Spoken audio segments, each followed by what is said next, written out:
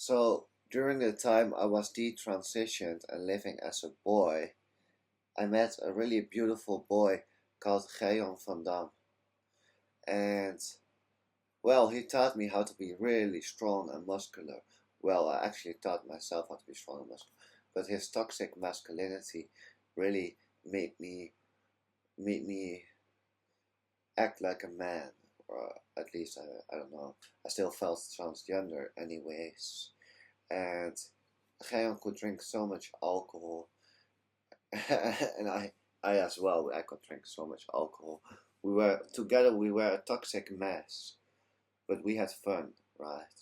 And I used to lay on Geon's shoulder, and I used to call him cute names like Knuffiebeer and Pluisje, you know, even though I looked like a really strong, muscular guy with a beard, and I didn't look like a girl anymore.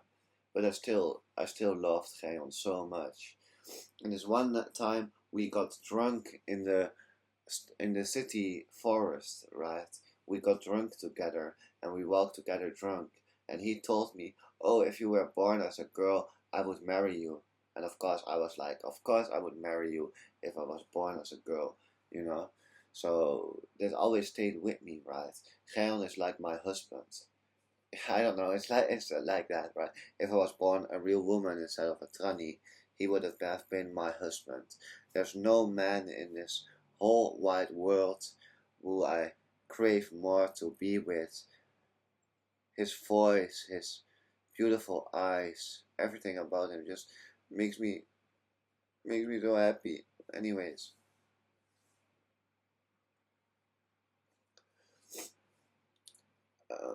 this was all when I lived in Almelo at Zorggroep Manna. And Geon, was such a sweet nerd. One time we got drunk from the bar and we walked out from the bar while we were drunk, and he stood behind two girls, right? And he was screaming in their ear, "Good evening, ladies, how are you?" And they didn't even know he was standing behind them, so they were like, "Oh," and they just ran away from him. And he was so drunk and toxic. And then he walked to a group of young Moroccan boys, and he just went and talked to them while drunk.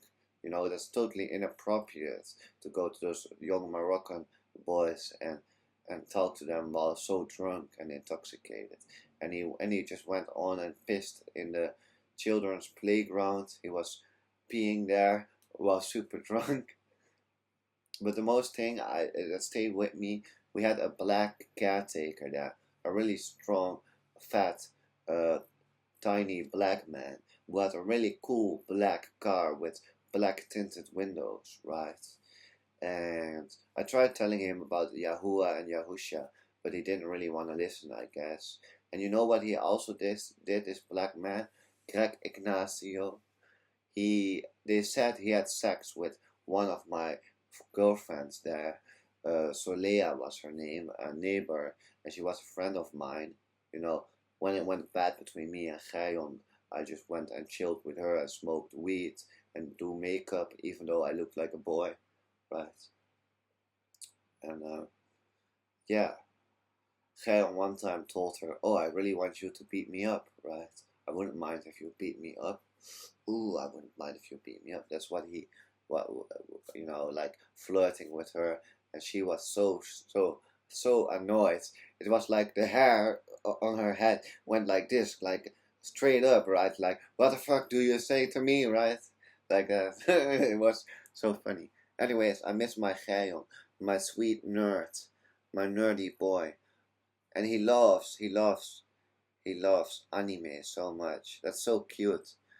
Nerdy boys will love anime.